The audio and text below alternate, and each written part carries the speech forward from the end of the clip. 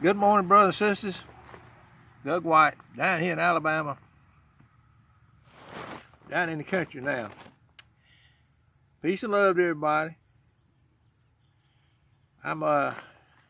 This is my second video of the day. Got my coffee now, I feel doing a lot better. Thought I'd get out under this ancient oak tree here. These limbs stretch all the way across the yard, going back over that part way, and then they stretch all the way over there toward that fence over there. Great big ancient oak tree. Who knows how old it is, but older than me. Probably a little, little bitty tree back when I was born. Probably no telling how old it is. But that's funny how a tree can be here longer than a man. Man is just a vapor almost. We're just like a vapor. We're here for a little bit and gone. That's why I want to get up here and get many of these videos out as I can get, because we're like a vapor. Here 1 second and gone the next. So that's what I want to do. But I'm going hope somebody's out there. I'm here looking at this little phone. I hope you can hear the sounds of nature, God's nature. Sounds of machines too going by. But we're out here in the country. It's still country, but it's kind of hard to find country right nowadays. Civilization's blossoming out. Well, I didn't know what I was going to talk about, so I like to start my videos and then think about what I'm going to say, because I want it to be as spontaneous, as possible, I guess the first thing I'll talk about here today is the flat earth. When I first learned about the flat earth, I was so blown away that it consumed a lot of my time. And I had got away from my first love. And that can happen, It was such a monumental event in my life that kind of consumed me there for a few months and maybe a year, the flat earth, and that can happen. But, you kind of get away from your first love, which is Jesus.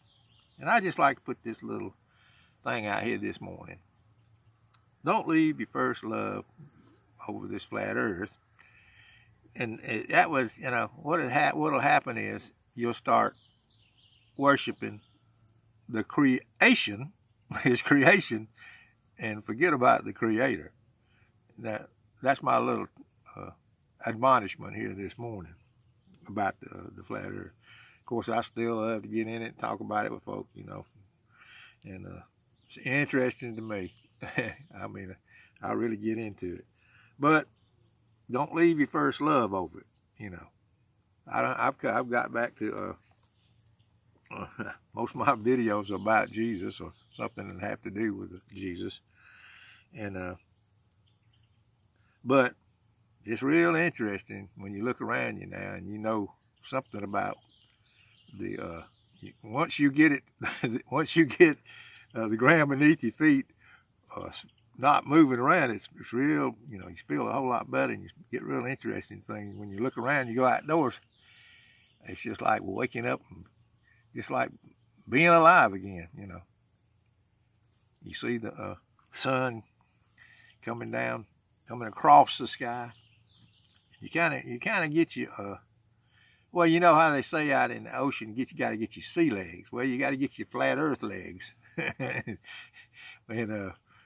so I've been, that's what I do. I go and I spread it around within the family and talk about it. When first they find out about it, they're still getting they're seasick, you know what I mean?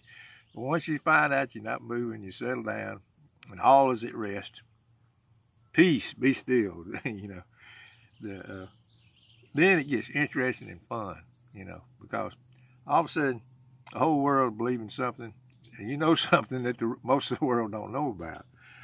And I can remember the same thing when I found out about sovereign grace.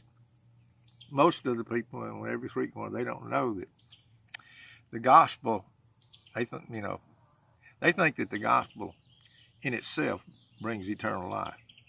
But once you find out it's sovereign grace from first to last, then it's a wonderful thing. It's a wonderful thing to know knowledge about stuff like that, about the gospel. He said, my people perish for lack of knowledge. His people perish for lack of knowledge. Say. But then when you get knowledge, you got to be humble with that knowledge, you see what I'm saying? Don't get too puffed up when God gives you some knowledge. Like, well, look here, what I know. Because in my other video, it can vanish away if you get too puffed up. But anyway, just want to talk with you a little again here this morning. I hear the cows over there having a big time. But anyway, talking about the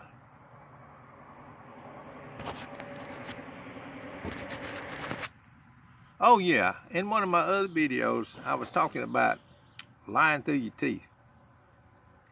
Not that I'm above lying. All God's people, possibility for them to lie. See, so I'm not saying I'm I'm the only one. I'm above telling a lie.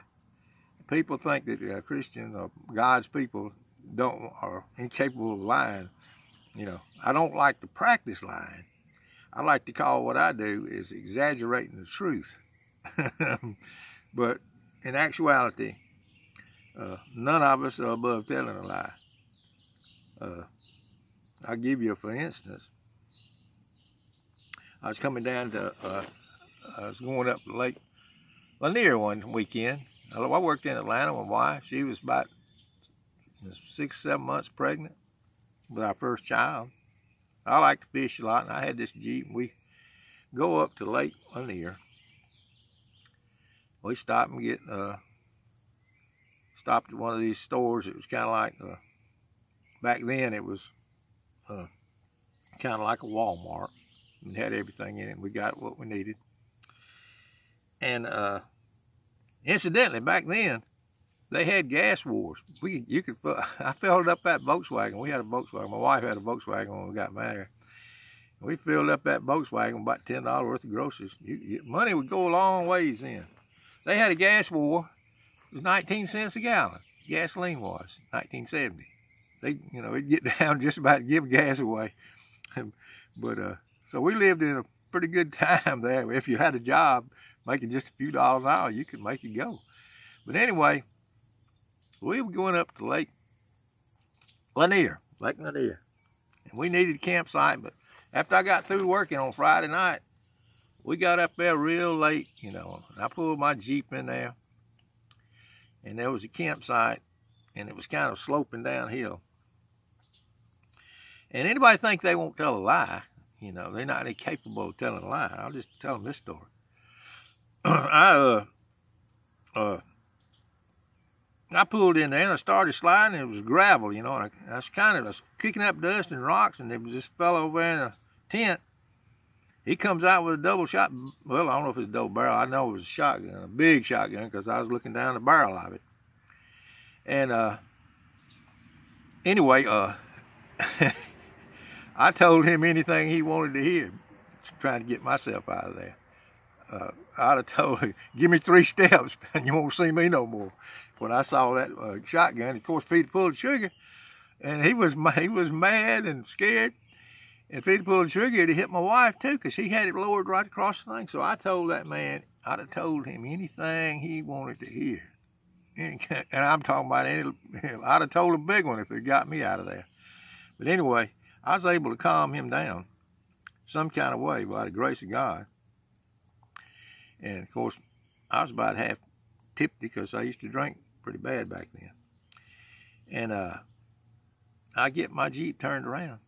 And when I was turning the Jeep around, I get one of the tires got hung on one of his water skis. And the water ski was up underneath the tire. So I had to get out and get his water ski. So I got out of that thing and I dug that water ski out from under my tire because I couldn't move it.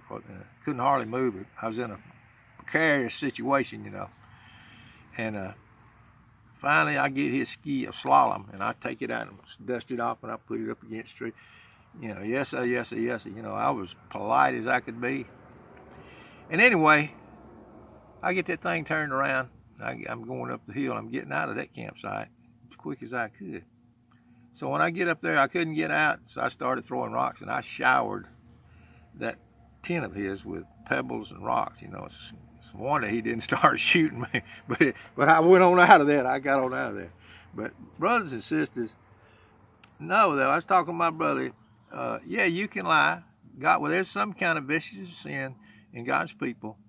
Then they can, they think they're above all this. They think they stand. Take heed. If you think you stand, take heed lest you fall, brothers and sisters. Because we can fall. I had a friend that thought God told him to go to Central America and preach the gospel, you know, so somebody could get saved. He was down the street from me. He was, I think, a Pentecostal fellow. Thought God told him to go down there and preach the gospel so people could get saved. He thought he heard he was following the lead. Of course, he was all wrong. The gospel saves people. Jesus saves people anywhere. But he gets down there in Central America back then. I don't know exactly the little country. They was fighting wars, and there was all this kind of all this kind of killing and murdering folks, you know, down there. So he finally says, I'm getting out of here. So he goes and, you know, you couldn't get your papers to get out from down there. This is Central America. I don't know exactly where. But at that time, you know, there was war going on. He turns around and tries to get out. And when he goes in there, and he's trying to get his papers, and they're bribing you. He had to pay. It was all kind of corruption and everything. And finally, he gets down. He says, if I have to get out on my knees, will you please put these papers through so I get my family out of there? So anyway, finally, you know, he would have told that man anything under the sun to get him and his family out of Central America. He thought he had heard from God. But I'm telling you, brothers and sisters, anything, you can get in a situation in this present world where you're just about to do anything. And don't think you're above it. Take heed lest you fall, brother. Because anything's possible. But anyway, running out of time here. This time just flies by when I'm trying to get some information out there. So I'm just rambling. I go from one thing to the next. I'll tell this little Bible thing here. Be wise as a serpent and harmless as a dove. Or maybe I got it backwards. Harmless as a dove, wise as a serpent. Wise as a serpent, harmless as a dove. I found out the meaning of that one time. I was out there living out in the country. And we started losing chickens. And every time we turn around, we'd be missing some chickens. But anyway, I'm fixing to run out of time. But the long and short of this little story is, it started raining one day, and I go down to the chicken pen, and I catch this big old huge long snake, chicken snake. It was 8 feet. I couldn't hold it up. It was a huge snake, and he was eating our chickens. And but it was a wise old snake, because he knew when to go get those chickens. He'd do it in a rainstorm when he knew we was up there in the house. So, but that was wise serpents, being wise as a serpent and harmless as a dove. Brothers and sisters, be harmless as a dove. We're not going to hurt nobody, because we serve the Prince of Peace. And that's my little story before I wind up this few minutes. Peace and love from this old boy down here in Alabama.